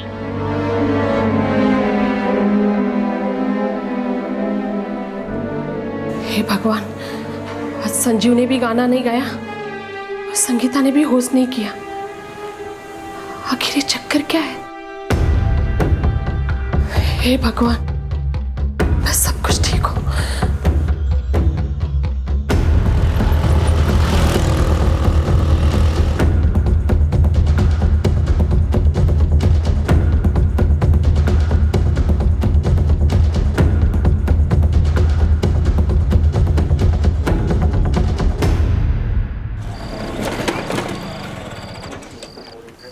श्रीवास्तव जी। हाँ जी। ये आज संगीता ने प्रोग्राम क्यों नहीं होस्ट किया? संगीता तो आज यहाँ पर आई ही नहीं। आई नहीं मतलब? वो तो शाम को 6 बजे से निकली हुई है घर से यहाँ आने के लिए। संजीव भी उसके साथ था, उसका भाई। सर वो दोनों यहाँ पर नहीं आए और संगीता यहाँ पर नहीं आई थी, इसलिए मुझे अर्जेंट में दूसरे होस्ट को अरेंज करना पड़ा। यहाँ नहीं आई, घर से यहाँ के लिए निकली, तो गई कहाँ? आपने उनको देखा तक नहीं? नहीं सर, वो लोग आए ही नहीं यहाँ पर। Thank you. अगस्त 1978 रात करीब 9:15 बजे रेडियो स्टेशन से दिल्ली कैंट की तरफ आने जाने वाले रास्तों पर कैप्टन रमन भाटिया ने संजीव और संगीता को ढूंढने की काफी कोशिश की और करीब 10 बजे वो वापस अपने घर पहुंचे इस उम्मीद में कि शायद उनके बच्चे घर पहुंच गए हों। आपने मुझे वहां से फोन क्यों नहीं किया? अरे कोई पीसीओ ही नहीं मिला रास्ते में, कहाँ से फोन करता? कैनॉट प्लेस में कोशी रेस्टोरेंट है। संगीता अक्सर अपने फ्रेंड के साथ वहां जाया करती है। आपको एक बार वहां जाके देख के आना चाहिए था। कोशी रेस्टोरेंट में इस वक्त कौन मिलेगा? हम दोनों उनके फ्रेंड के घर जाए या शायद उनके फ्रेंड से पता चले कि इस वक्त वो दोनों कहाँ हैं। मैं उसके दोस्तों के घर पता करके आता हूँ, तुम घर पे ही रहना, हो सकता है दोनों वापस आ जाए। मैं भी आया।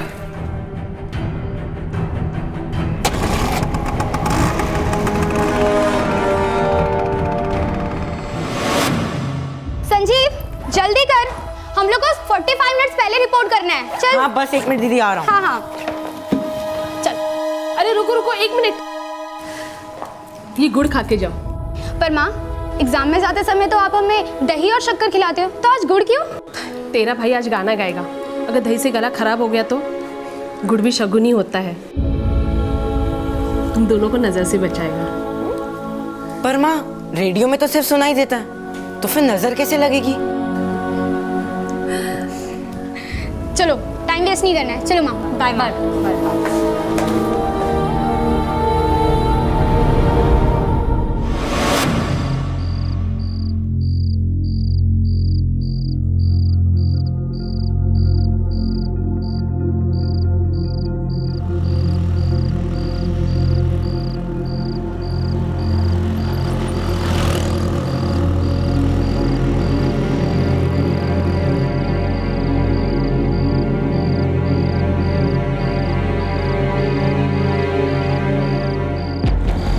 कैप्टन रमन, इतनी जल्दीबाजी में कहाँ जा रहे थे? राजीव, संजीव और संगीता शाम को 6 बजे निकले थे रेडियो स्टेशन के लिए, पहुंचे ही नहीं। मैंने पड़ोसियों से, दोस्तों से, सबसे पूछ लिया, कुछ पता नहीं चल रहा है। कर्नल खत्री के बेटे से पूछा तुमने?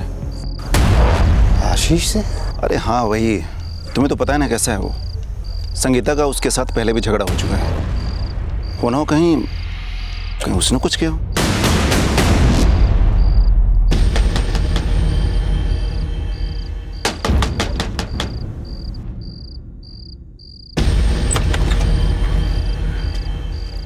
इतनी रात आप लोग यहाँ? आपका बेटा आशीष कहाँ है? वो अंदर है, लेकिन इतनी रात में उसके बारे में क्यों पूछ रहे हैं? शायद वजह आपको मालूम हो colonel Khatri. What do you mean captain Raman? देखिए, उन बातों के लिए मैं पहले आशीष की तरफ से माफी मांग चुका हूँ। मेरा बेटा ऐसा नहीं है और उसे नहीं पता है कि संगीता और संजीव कहाँ हैं। यही बात मैं आशीष के मुंह से सुनना चाहता हूँ। आप प्लीज बुलाइए अपने बेटे। Wait, I just call him out.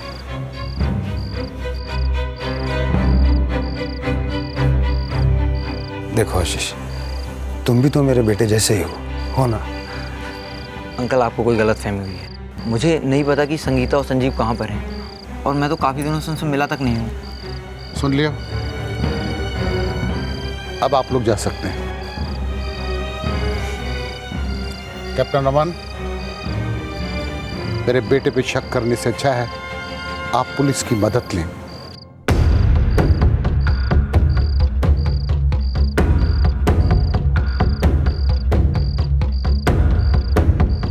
Captain Raman, मुझे ये कर्नल खत्री हमेशा ही अपने बेटे की गलती को छुपाता है and I have really doubt on him. अरे भगवान ना करे ऐसा कुछ हो। मुझे लगता है वो शायद किसी रोड एक्सीडेंट का शिकार हो गए होंगे। आई थिंक हमें दिल्ली छावनी से रेडियो स्टेशन के बीच में जितने भी हॉस्पिटल्स आते हैं उसमें एक बार पूछ लेना चाहिए। देवधर सही कह रहा है। और हाँ, तुम भाभी जी की फिक्र मत करना, मैंने अपनी वाइफ को वहाँ भेज दिया है, ठीक है? चलो। आ जाएंगे। पता नहीं मेरे बच्चे कैसे होंगे, किस हाल में होंगे।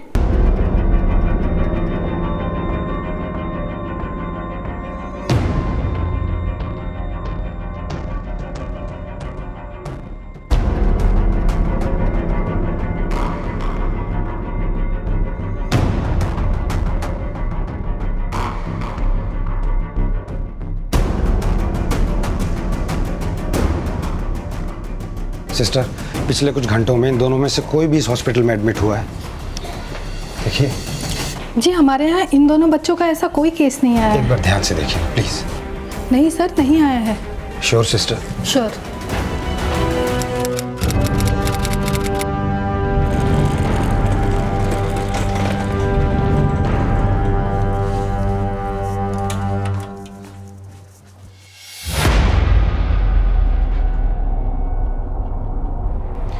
क्या नाम बताया था आपने इन दोनों के? सर, मेरा बेटा संजीव है और बेटी संगीता। आप इनकी उम्र, कद काठी, रंग, कौन से कपड़े पहने थे, सारी डिटेल हमको बताइए, हम पता करते हैं। सर, संजीव की उम्र है 14 साल और संगीता 16 साल की, और रंग फेयर। और height? Oh my pop star, तू ना 5 फुट 6 इंच का एक गोरिल्ला है। ना गोरिल्ला नहीं, तू ना एक भालू है, भालू। अच्छा, मैं भालू? तो आप ना दीदी एक 5 फुट 2 इंच की लोमड़ी हो। नहीं, चिपकली। हाँ। संजीव की हाइट है 5 फुट 6 इंच और संगीता की 5 फुट 2 इंच। किस तरह के कपड़े पहने हुए थे इन्होंने? सर, जब ये लोग घर से निकले तब मैं तो घर पे था नहीं, तो मैं अपनी वाइफ से फ़ोन करके पूछ लूँ? हाँ जी बिल्कुल।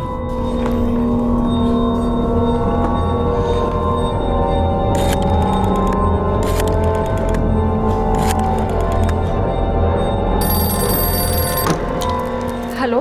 हाँ, मैं बोल रहा हूँ। अच्छा सुनो, ये बताओ, जब संजीव और संगीता घर से निकले थे तब उन्होंने कौन से कलर के कपड़े पहने हुए थे?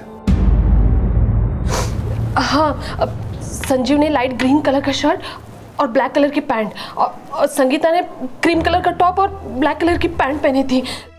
सर, संजीव ने ब्लैक पैंट और लाइट ग्रीन कलर की शर्ट पहनी हुई थी और संगीता ने ब्लैक पैंट और क्रीम कलर का टॉप। बच्चों का कुछ पता चला? नहीं, अभी तो कुछ नहीं पता चला। अच्छा, मैं अभी पुलिस स्टेशन में हूँ, घर आकर बात करता हूँ। हाँ।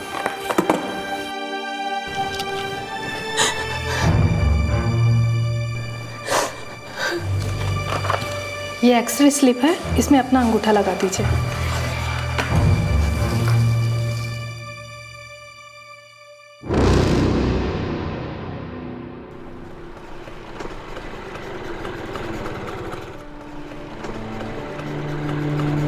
संजीव। पापा, मैं गाना गाऊं? नहीं, घर जाके गाना, मैं भी गाऊंगा। अरे नहीं पापा प्लीज, स्कूटर पे बैठ के गाना गाने का मजा ही कुछ और है। पापा गा लेने दो, वैसे भी पानी के ऑडिशन में इससे तो कुछ गाया नहीं जाएगा। रहने दो दीदी, वहाँ तो मैं रॉकिंग परफॉर्मेंस देने वाला हूँ। अच्छा, ये आराम से संजीव, आराम से।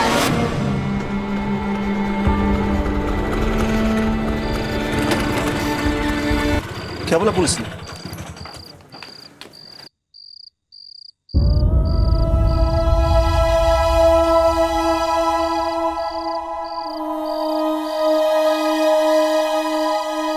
कंप्लेन लिखवा दिए, पर पुलिस वाले बोल रहे हैं जैसे ही कोई खबर मिलेगी तो बता देंगे। पर मैंने नेवी हेडक्वार्टर में कंप्लेंट की एक कॉपी देती है ताकि पुलिस जल्दी एक्शन ले ले। साहब मैं सेठ मंगत राम जी का ड्राइवर हूँ। सेठ मंगत राम कौन? तुम्हारा नाम क्या है? मेरा नाम हरभजन सिंह सोढ़ी है। सेठ मंगत राम जी है ना, उनकी केमिकल की फैक्ट्री है, तो मैं उनको लेकर घर जा रहा था तो काली मंदिर के पास वो विनोद जख्मी हालत पड़ा था। तो मेरे सेठ जी ने मुझसे कहा कि मैं उसका इलाज करवा दूँ। वो 2 चोर लोगों ने उसको पीट पीट के जख्मी हालत में वहाँ अधमरा छोड़ दिया था साहब।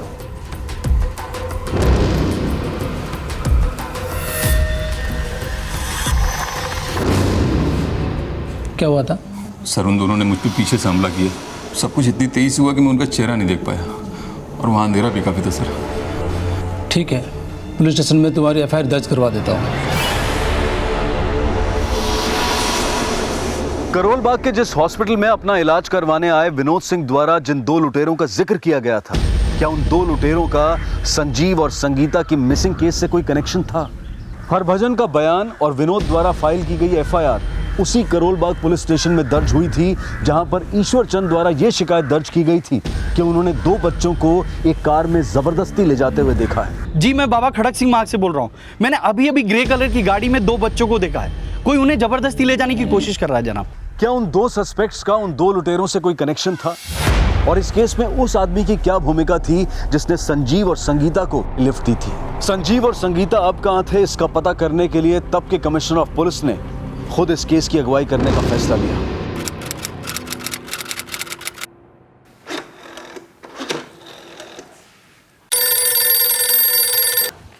Hello, commissioner of police J Das here.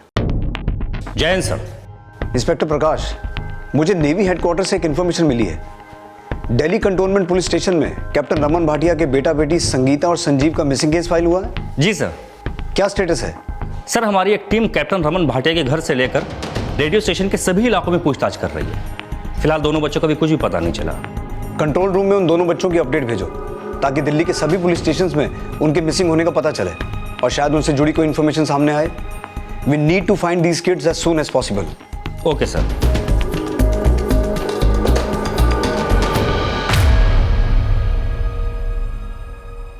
Doctor साहब मुझे एडमिट नहीं होना है, मेरे घर वाले परेशान हो रहे हैं, मुझे जाने दो। लेकिन तुम्हारी हालत अभी ठीक नहीं है। ठीक हूँ डॉक्टर साहब, मैं ठीक हूँ। हाँ, 1 मिनट।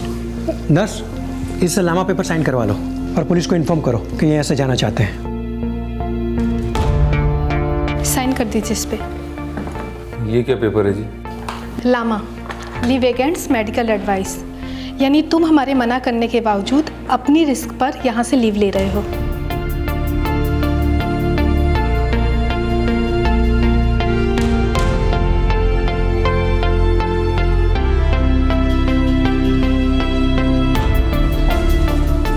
सर ये वही आदमी है जिस पे 2 चोरों ने हमला किया था। क्या तुम मुझे वो जगह दिखा सकते हो जौन दोनों चोरों ने तुम्हारे साथ लूटपाट और मारपीट की थी? जी सर। ईश्वर चंद ने गाड़ी का नंबर MRK 3930 लिखवाया था। MRK 3930। और कुलजीत ने HRK 3930। HRK 3930। लेकिन दोनों ने गाड़ी का कलर सेम बताया है, ग्रे। मैंने अभी अभी ग्रे कलर की गाड़ी में 2 बच्चों को देखा है। जनाब ग्रे कलर की गाड़ी थी। हो ना हो ये मामला एक ही गाड़ी से जुड़ा हुआ है और इसका कनेक्शन संगीता और संजीव से भी हो सकता है।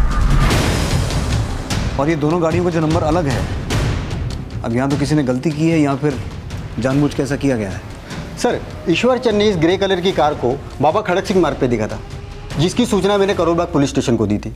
और कुलजीत ने वो कार शंकर रोड पे दिखी थी, जिसकी कंप्लेंट उसने झंडेवाला पुलिस थाने में की थी। ईश्वर चंद ने कंप्लेंट लिखवाई थी 6:40 पर और कुलजीत ने 7 बजे। इन दोनों की कंप्लेंट पे क्या एक्शन लिया गया अभी तक? अभी तक कोई अपडेट नहीं है। करीब 8 बजे मुझे झंडेवाला पुलिस स्टेशन से फ़ोन आया था। उन्होंने कहा कि शंकर रोड उनके इलाके में नहीं आता, तो मैंने कुलजीत की complaint Karol Bagh police station में शिफ्ट की थी। करोल बाग और झंडावाला दोनों के पुलिस स्टेशन के इंचार्ज को यहाँ बुलाओ तुरंत। सर। प्रकाश सर, RTO से पता करो कि MRK 3930 और HRK 3930 ये गाड़ियाँ किसके नाम पर रजिस्टर्ड हैं। और कुलजीत और ईश्वर चंद के घर अपनी एक टीम भेजो, उन्हें संगीता और संजीव की फ़ोटो दिखाओ। शायद उससे ये कंफर्म हो जाए कि उस ग्रे गाड़ी में उन्होंने उन 2 बच्चों को ही देखा था। Okay sir.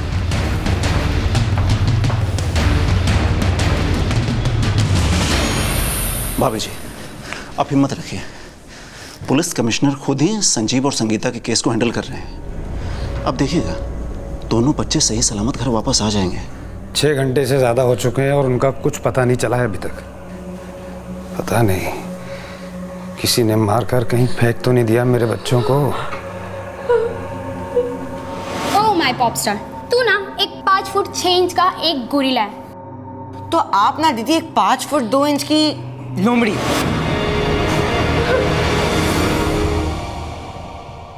तो ईश्वर चंद और कुलजीत ने उस ग्रे गाड़ी में संगीता और संजीव को ही देखा था? ठीक है। कुलजीत ने आपके पास कंप्लेंट लिखवाई थी 7 बजे। उनके साथ ना कुछ अनहोनी होने वाली है जनाब, कुछ ना कुछ तो गलत होने वाला है। और इंसानियत नाम की भी तो कोई चीज़ होती है ना जनाब। आप मेरी FIR लिख लो जनाब प्लीज़। लेकिन आपने कंट्रोल रूम को इन्फॉर्म किया 8 बजे। क्या कर रहे थे 1 घंटे तक? सर वो मैंने शट अप, डोंट एक्सप्लेन। ईश्वर चंद की कंप्लेंट की सूचना आपके पास 6:30 बजे तक पहुंचा दी गई थी। क्या एक्शन लिया आपने?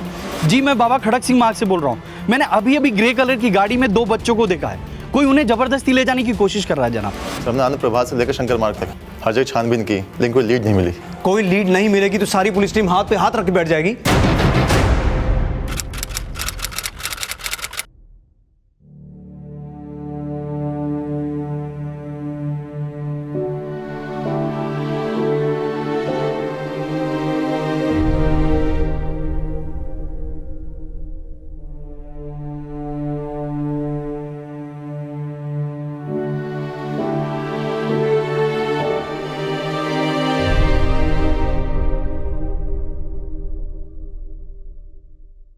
प्रकाश सर, कुलजीत ने बताया था कि उसने उस ग्रे गाड़ी को शंकर रोड से झंडेवाला के रास्ते में ढूंढने की कोशिश की थी, लेकिन वो गाड़ी उसे वहां नहीं मिली।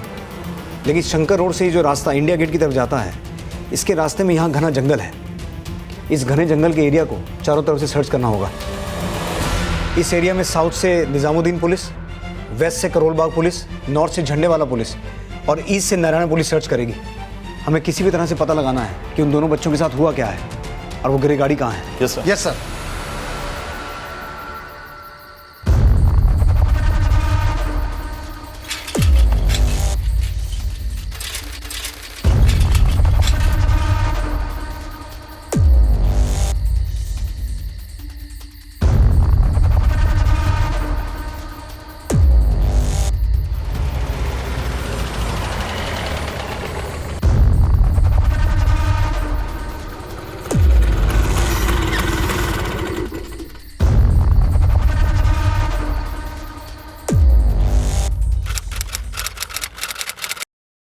याद करने की कोशिश करो, शायद तुम्हें उनका चेहरा याद आ जाए।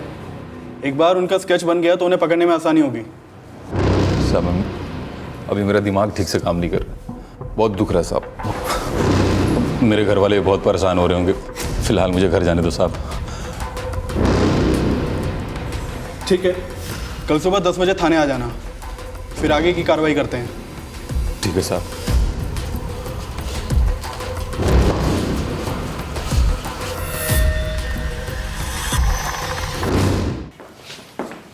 खान, कोई update? No sir. Ishwar Chand और कुलजीत, इन दोनों को कल सुबह ऑफिस बुलाओ और उन दोनों की मदद से उन 2 आदमियों का स्केच बनवाने की कोशिश करो जिनके साथ उस ग्रे गाड़ी में उन्होंने संगीता और संजीव को देखा था। और दिल्ली के नेबरिंग स्टेट्स हरियाणा, यूपी और राजस्थान, इन तीनों के पुलिस हेडक्वार्टर्स में उन दोनों बच्चों और उस ग्रे गाड़ी की डिटेल भेजो। हो सकता है वो दिल्ली छोड़ के चले गए हों। सर।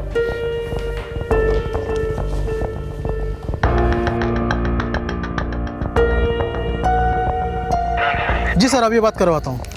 प्रकाश सर, कमिश्नर साहब आपसे बात करना चाहते हैं। प्रकाश है सर। हाँ प्रकाश, कोई अपडेट? सर अभी तो कुछ नहीं पता लग पाया है, काफ़ी अंधेरा है। लेकिन हम सुबह होने का इंतजार नहीं कर सकते रोशनी के लिए। फ्लेयर गन्स का इस्तेमाल करो। हमें किसी भी हाल में संगीता और संजीव का पता लगाना है। Okay sir. संगीता और संजीव का पता लगाने के लिए दिल्ली पुलिस हर संभव प्रयास कर रही थी और बीतने वाला हर पल उनके माता पिता की धड़कन बढ़ा रहा था। रात भर की कोशिश के बावजूद संगीता और संजीव से जुड़ा कोई भी क्लू पुलिस को अभी तक नहीं मिल पाया था। संगीता और संजीव एक रेप्यूटेड नेवी ऑफिसर के बच्चे थे, इसलिए उनके लापता होने को किडनैपिंग से भी जोड़कर देखा जा रहा था। उनके साथ हुए अपराध का मोटिव समझने के लिए कैप्टन रमन भाटिया द्वारा सस्पेंड करवाए गए कुछ सेलर्स भी शक के दायरे में थे और यह समझने की भी कोशिश की जा रही थी कि कहीं संजीव और संगीता किसी रंजिश या बदले का शिकार तो नहीं हुए थे। सर ये चारों दिल्ली के ही हैं। योगेंद्र सिन्हा, जयदेव मल्हार, टॉमी फर्नांडिस और ये चौथा सत्यदेव दुबे। सर इनके ऊपर एक इंक्वायरी बैठी थी। इनके ऊपर करप्शन और स्मगलिंग का चार्ज था, जिसकी इन्वेस्टिगेशन मैं कर रहा था और मेरे ही रिपोर्ट के बिना पर चारों को सस्पेंड कर दिया गया था। अब इनमें से कोई अगर आपको इनके अलावा किसी और पे शक है?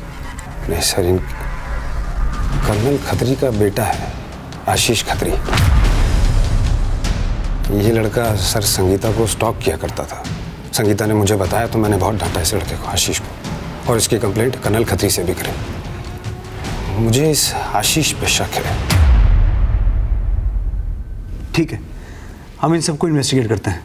प्लीज थोड़ा जल्दी कीजिए सर, जान निकल रही है। मैं समझ सकता हूं कैप्टन रमन, हम अपनी तरफ से पूरी कोशिश कर रहे हैं। Thank you sir. Sir Vinod Singh अभी थाने नहीं आया सर। ये विनोद सिंह ने अपना एड्रेस कहाँ का लिखवाया था? सर फतेहपुरी।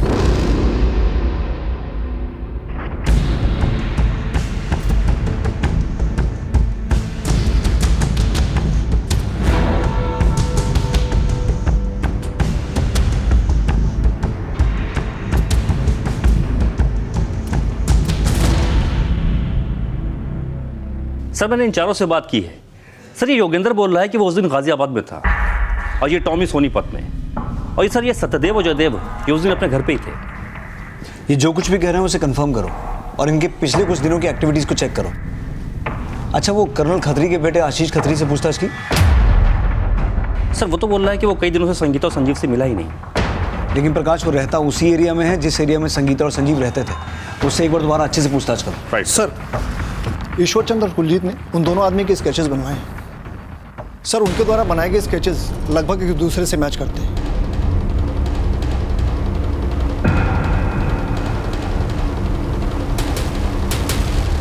प्रकाश सर, इन दोनों के स्केचेस को हर स्टेट की पुलिस हेडक्वार्टर में भिजवाओ और देखो इनका कोई क्रिमिनल रिकॉर्ड तो नहीं है। Okay sir.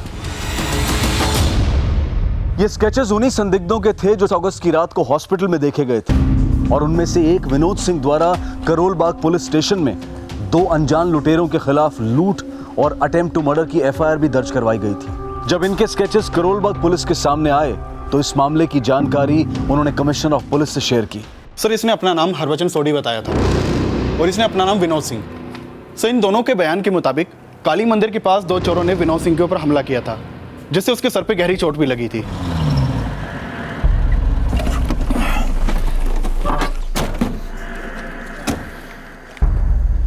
कहाँ हुई थी तुम्हारे साथ लूटपाट? सर यहीं पे उन दोनों ने मुझ पे हमला किया था।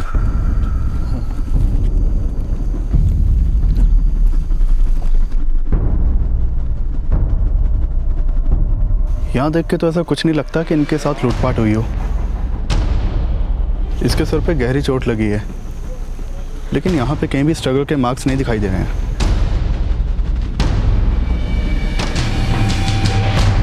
सर इस हरभजन सोडी ने बताया कि मोती नगर में रहने वाले मंगतराम सेठ के यहाँ पे ड्राइवर की नौकरी करता था, जिसकी वहाँ पे एक केमिकल फैक्ट्री थी। सर मैंने पता लगाया, मोती नगर में ना तो कोई मंगतराम सेठ है और ना ही कोई केमिकल फैक्ट्री। और सर इस विनोद सिंह ने भी अपना एड्रेस गलत लिखवाया था। सुनो, ये फतेहपुरी में गली नंबर 17 कहाँ है? गली नंबर 17? यहाँ फतेहपुरी में गली नंबर 12 से आए गली नहीं है साहब जी। तो इसका मतलब है सर विनोद सिंह ने गलत एड्रेस लिखवाया था। ये सेठ मंगतराम का ड्राइवर, उसने कहाँ का एड्रेस लिखवाया था? तो कल रात वो बोल रहा था कि वो अपने सेठ की गाड़ी से विनोद को उसके घर छोड़ देगा। वो कह रहा था अपनी सेठ की मोती नगर वाली फैक्ट्री के आसपास रहता है। मोती नगर चलते हैं। ठीक है सर। तुमने बताया था कि उस रात ये दोनों सर विल्सन हॉस्पिटल में किसी गाड़ी में आए थे? जी सर। लेकिन उस गाड़ी का कलर ग्रे था? Yes sir. मैंने अभी अभी ग्रे कलर की गाड़ी में 2 बच्चों को देखा है। जनाब ग्रे कलर की गाड़ी थी।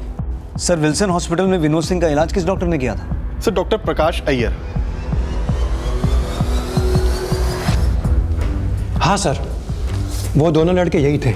इसके सिर पर चोट आई थी, 5 टाके लगे थे। मैंने एक्सरे भी लिया था, ये देखिए सर। मैंने उसे रात भर हॉस्पिटल में रहने के लिए कहा, मगर वो रुकना नहीं चाहता था। उसने बहुत जिद की जाने के लिए, तो मैंने लामा पेपर पर साइन करवा के उसे छोड़ दिया। ये थंब एक्सप्रेशन किसका है? ये विनोद सिंह का, जिसके सिर पर चोट लगी थी। प्रकाश, पता करो पिछले दिनों रिया हुए किसी अपराधी का थंब इंप्रेशन इस विनोद सिंह के थंब इंप्रेशन से मैच करता है क्या?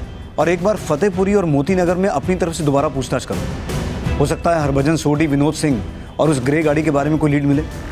ये वही ग्रे कलर की गाड़ी थी जिसमें कैप्टन रमन भाटिया के बच्चे संगीता भाटिया और संजीव भाटिया को संदिग्ध अवस्था में ईश्वर चंद और कुलजीत सिंह के द्वारा देखा गया था। लेकिन अब संगीता और संजीव कहां थे और किस हाल में थे? आखिर क्या वजह थी कि उन दोनों मासूमों को उनके माता पिता से अलग कर दिया गया था? तो आप ना दीदी एक 5 फुट 2 इंच की लोमड़ी हो। नहीं चिपकली। हाँ तूने मुझे छिपकली कहा? तो आपने मुझे भालू बोला। अरे तुम दोनों बाल कैसे खींचा तूने?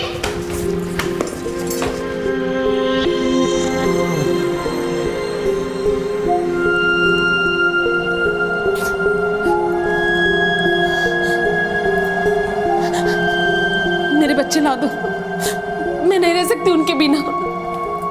मेरे बच्चे ला दो।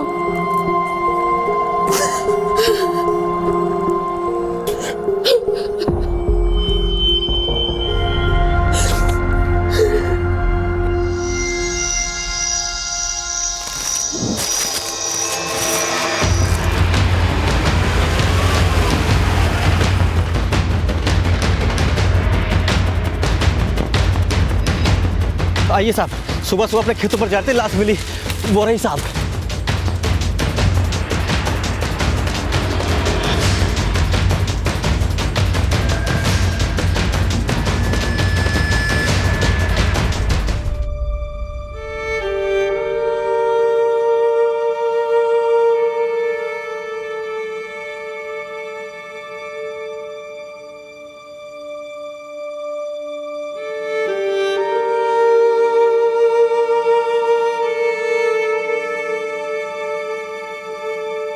अभी ना मैं बहुत ही जल्दी एक बड़ा पॉप स्टार बनने वाला हूँ।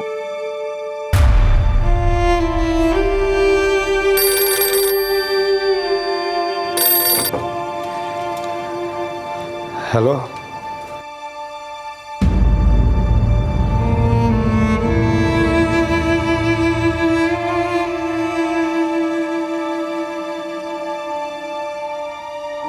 या ना जाने कैसे नर्क से गुजर रही थी। क्या इस अपराध की वजह रमन भाटिया के प्रोफेशन से जुड़ी थी? क्या इन सब के पीछे उन चारों सेलर्स जयदेव, योगेंद्र, टोनी और जयदेव का कोई हाथ था, या कर्नल खन्ना के बेटे आशीष खन्ना का? और वो दो शख्स हरभजन सोडी और विनोद सिंह कौन थे? उनकी इस केस में क्या भूमिका थी? क्या वो कॉन्ट्रैक्ट किलर्स थे?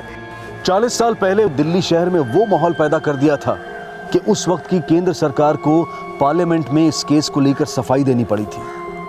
आखिर इस केस की तह में किन गुनाहों की दास्तां लिखी गई थी, ये हम जानेंगे कल रात इस केस के दूसरे और आखिरी भाग में। अब मैं अनूप सोनी आपसे विदा लेता हूं। कल रात आपसे फिर मुलाकात होगी। तब तक अपना और अपने परिवार का ख्याल रखें और देखते रहें क्राइम पेट्रोल डायल 100। सबक एक को सीख हम सबको। जय हिंद। इस तरह के और भी एपिसोड देखने के लिए हमारे चैनल को सब्सक्राइब करें और बेल आइकन दबाना ना भूलें।